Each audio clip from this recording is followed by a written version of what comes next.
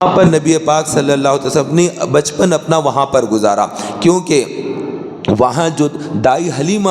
رضی اللہ تعالیٰ عنہ وہاں سے آئی، اپنے شوہر کے ساتھ آئی، اور بہت سے لوگ بنو سعد کے لوگ آئے، ان کا کام تھا بچوں کی پرورش کرنا، اس پر اجرت لیا کرتے تھے، ہم پرورش کریں گے، آپ کی بچے کی نگہداشت کریں گے اور اس کو پروان چڑھائیں گے، اور آپ اس کی ہمیں کیا قیمت دیں گے، تو اس طرح سے وہ کچھ پیسہ لیا کرتے، اور اس طرح کا نظام تھا مکہ مکرمہ میں۔ تو وہ لوگ آئے تو اسی میں دائی حلیمہ رضی اللہ عنہ بھی آئی، لیکن دائی حلیمہ چونکہ غریب تھیں، ان کا جو اونٹ تھا وہ کمزور تھا، لہٰذا وہ اونٹ آخری میں آنے لگا، ان کا جو اونٹ تھا یا اونٹنی تھی وہ سب سے پیچھے پیچھے آئی، اور جتنے وہاں کے دودھ پلانے والی خواتین ہوتی تھی، دائیاں ہوا کرتی تھی، وہ سب کے سب بڑی تیزی کے ساتھ شہر مکہ آ گئی۔ آ کر انہوں نے دیکھا کہ مالدار لوگوں کا بچہ چاہیے تاکہ ہمیں زیادہ پیسہ ملے، تو انہوں نے جانچ پڑتال کی، چاروں طرف دیکھا، تو جو لوگ پیسے والے دکھتے رہے ان کے پاس سے بچوں کو لے لیا کہ ہم ان کی پرورش کریں گے، ہم ان کی پرورش کریں گے۔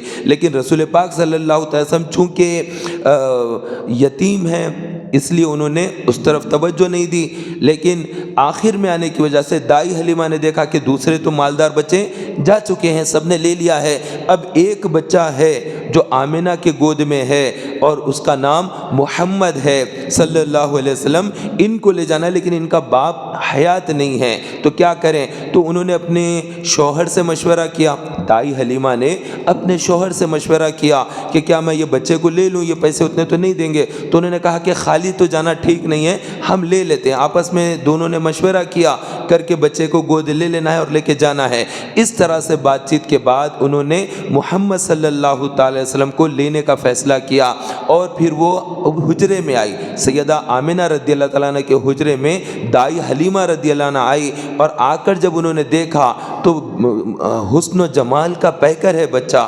دودھ پیتا نومولود بچہ، محمد الرسول اللہ صلی اللہ علیہ وسلم کو جو دیکھا کہ آنکھیں سرمگی آنکھیں ہیں، جیسے سرما جیسے خود سے لگایا ہوا ہوتا ہے، اور چاند سے زیادہ روشن چہرہ ہے، حسن و جمال اور خوشبو کی مہک، وہ دیکھ کر دنگ رہ گئی کہ کیسا حسن و جمال والا لڑکا ہے کہ میں نے کبھی زندگی میں اتنا خوبصورت بچہ نہیں دیکھا ہے۔ ان بچوں کو دیکھنے کے بعد انہوں نے یہ کہا کہ بس اس بچے کو تو کسی صورت میں لے کر ہی جانا ہے، تو نبی پاک صلی اللہ علیہ وسلم نے جب اپنی مبارک آنکھیں کھولی تو اس میں سرما جیسا قدرتی طور پہ لگا رہتا ہے ویسا سرمگی آنکھیں تھی، اور انہوں نے کہا کہ یہ بچہ لے جانا ہی ہے، لے جانا ہے۔ اس کے بعد انہوں نے بچے کو گود لے لیا، اور وہ بچہ وہ ہے جن کے بارے میں سیدہ آمنہ رضی اللہ تعالیٰ فرماتی ہیں کہ جب میرے ہاں محمد تولد ہوئے تو میں نے دیکھا کہ سفید ابر نے آ کر گھیر لیا ہے، اور پھر جب ابر چھٹا تو میں نے دیکھا کہ اللہ کے نبی علیہ الصلوۃ والسلام کے ہاتھ میں کنجیاں ہیں، اور کوئی کہنے والا کہہ رہا ہے فتح کی کنجیاں، کامیابی کی کنجیاں، نبوت کی کنجیاں ہم نے محمد کو عطا کر دی ہے۔ تو اللہ کے نبی علیہ الصلوۃ والسلام کو پر قبضہ اللہ تبارک و تعالیٰ نے دے دیا ہے، تو فتح ان کے لیے ہے، کامیابی اور نصرت ان کے لیے ہے، نبوت ان کے لیے ہے، تو اللہ رب العزت نے اپنے محبوب کو دے دیا، عطا کر دیا۔ وہ محبوب کریم صلی اللہ علیہ وسلم نبوت والے آقا ہیں، فتح جن کو ملے گی، کامیابی جن کو ملے گی، وہ آقا کریم صلی اللہ علیہ وسلم دنیا میں جلوہ گر ہوئے۔ اور سیدہ آمنہ رضی اللہ تعالیٰ یہاں تک فرماتی ہیں کہ جب میرے یہاں محمد پیدا ہوئے صلی اللہ علیہ وسلم تو میں نے ایک نور دیکھا، اس نور سے شہر مکہ مکرمہ سے میں نے ملک شام کے اندر کے مکانات دیکھے، وہاں کی روشنی دیکھی۔ کہاں ملک شام، کتنا بڑا فاصلہ، مکہ مکرمہ سے ملک شام کا فاصلہ، لیکن سیدہ آمنہ رضی اللہ تعالیٰ فرماتی ہے کہ میں نے اس نور میں مکہ المکرمہ ہی سے دیکھ لیا، ملک شام کی لائٹوں کو دیکھا، یعنی وہاں جو چراغ جلتے ہیں اس کو میں نے دیکھ لیا، وہاں کے مکانات کو ملاحظہ فرمایا۔ تو وہ نور مصطفیٰ ہے جو دنیا میں جلوہ گر ہوا، اور وہ نور جو جلوہ گر ہوا اس کو اس سال، یہ 1447 ہجری چل رہی ہے، اس سال مکمل 1500 سال ہوئے ہیں۔ تو اللہ کے نبی علیہ الصلوۃ والسلام کی ولادت باسعادت کا یہ جو مہینہ چل رہا ہے یہ 1500 ایئرس مکمل ہوئے. اسی وجہ سے مسلمانوں میں جوش و خروش ہے کہ ہم بہت بڑے پیمانے پر میلاد شریف رکھیں گے. اپنے گھروں میں ماشاءاللہ رکھنے والے درود شریف کا دسترخوان رکھ رہے ہیں, کوئی غریبوں کو کھانا کھلانے کا پلان کیا ہوا ہے, کوئی کپڑا تقسیم کرنے کا پلان کیا ہے, رسول پاک صلی اللہ علیہ وسلم کی محبت میں قرآن مجید کی تلاوت کریں گے, درود کے دسترخوان بچھائیں گے, یا ہم جھنڈے گھروں پر لہرائیں گے, میلاد کی محفل رکھیں گے, مولود شریف پڑھیں گے, جلسہ رکھیں گے, محفل رکھیں گے. روڈ پر نہیں رکھ سکتے تو مسجدوں میں رکھ لیں گے, مسجدوں میں نہیں ہوا تو گھروں میں رکھیں گے. جہاں جس طرح سے ہوتا ہے اس طرح کی چیزیں کر رہے ہیں مسلمان. یہ خوشی کی بات ہے, ہونا بھی چاہیے, کیونکہ جو جس سے محبت کرتا ہے ان کے چرچے کرتا ہے, جو جس سے محبت ہوتی ہے انہی کا نام جپتا ہے, انہی سے محبت کرتا ہے, انہی کا نام بار بار لیا کرتا ہے. تو رسول پاک صلی اللہ علیہ وسلم سے محبت کرنا یہ ایمان ہے, یہ ہمارا ایمان ہے, کیونکہ رسول پاک صلی اللہ علیہ وسلم کی ذات اقدس دراصل یہی ایمان ہے. ایمان کسی اور چیز کا نام نہیں ہے, رسول پاک صلی اللہ علیہ وسلم ہی ایمان ہے. اللہ کی سرتابہ قدم شان ہے یہ, انسان نہیں انسان, وہ انسان ہے یہ. قرآن تو ایمان بتاتا ہے انہیں, اور ایمان یہ کہتا ہے میری جان ہے یہ. تو یہ جان ایمان ہے, ان سے محبت کرنا ہے. تو رسول پاک صلی اللہ علیہ وسلم کو جب دیکھا تو سیدہ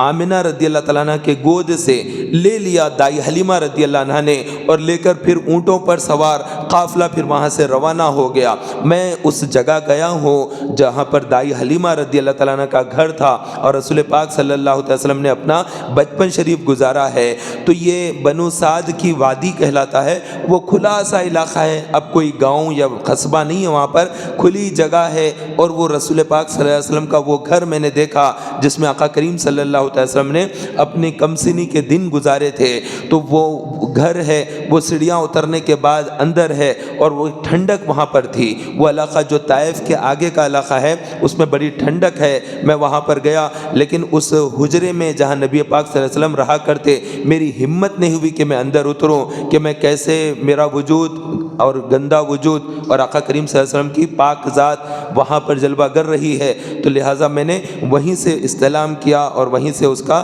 نگاہوں سے میں نے اس کا بوسہ لیا, لیکن اندر قدم رکھنے کی میں نے جسارت نہیں کی. لوگ جا بھی رہے تھے, جا بھی سکتے ہیں, شرن منع بھی نہیں ہے, جائز ہے, بالکل جا سکتے ہیں, لیکن اپنی اپنی عقیدت, اپنا اپنا انداز, سب کا ایک جدا گانا انداز ہوتا ہے. تو بہرحال تاجدار رسالت صلی اللہ علیہ وسلم بچپن شریف وہاں پر گزارے, اور آقا کریم صلی اللہ علیہ وسلم جب وہاں پہنچ گئے بنو سعد میں, تو جاتے وقت میں حضرت دائی حلیمہ رضی اللہ عنہ کی اونٹنی سب سے آگے آگے تھی. تو دیگر جو دائیاں تھی انہوں نے پوچھا کہ اے حلیمہ کیا بات ہے, کیا تم نے سواری بدل لی ہے؟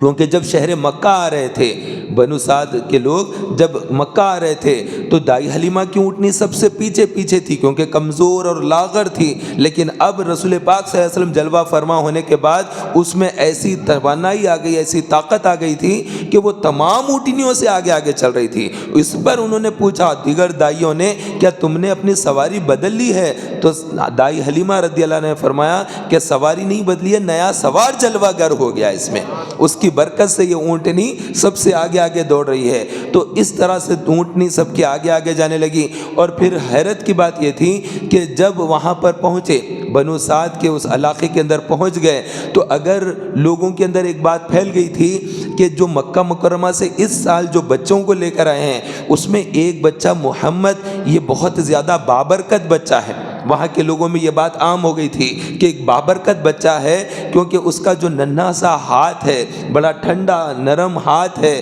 کسی کے جسم میں کہیں درد ہوتا, سینے میں درد ہوتا, سر پر درد ہوتا, وہ بچے کا ہاتھ سر پہ رکھتے ہیں تو درد دفع ہو جاتا ہے. یہ ان کا عقیدہ بن گیا تھا. تو کسی کو کچھ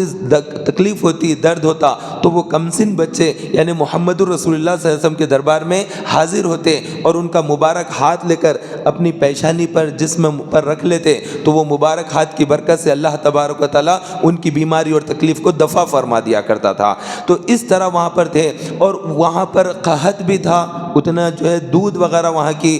جو جانور تھے, مویشی تھے, نہیں دیتے. لیکن نبی پاک صلی اللہ علیہ وسلم جب وہاں پر جلوہ گر ہوئے تو اس کے بعد وہاں کے مویشیوں نے دودھ زیادہ دینا شروع کر دیا، اس میں تبدیلی انہوں نے وہاں پر وہ بھی دیکھی۔ اور اس کے علاوہ وہاں پر آپس میں شیما جو تھی رسول پاک صلی اللہ علیہ وسلم کی ہمشیرہ کہہ لیں، بہن کہہ لیں، دودھ ایک ہی ماں سے جنہوں نے دودھ پیا ہے، یعنی دائی حلیمہ رضی اللہ تعالیٰ عنہ کی جو بڑی بیٹی ہے ان کا نام تھا شیما، جو رسول پاک صلی اللہ علیہ وسلم کی بہن ہونا۔ تو شیما جو ہے نبی پاک صلی اللہ علیہ وسلم کو لے کر چرواہ، جیسا چرواہے کا کام ہوتا ہے، جا کر بکریاں چرانا ہوتا ہے، تو وہ اپنے ساتھ میں محمد رسول اللہ صلی اللہ علیہ وسلم کو گود میں لے کر جایا کرتی تھی۔ تو جب آقا کریم صلی اللہ علیہ وسلم ساتھ میں ہوتے تو بات ہی وہاں پر عجب ہوتی۔ تو وہاں پر وہ بچوں کو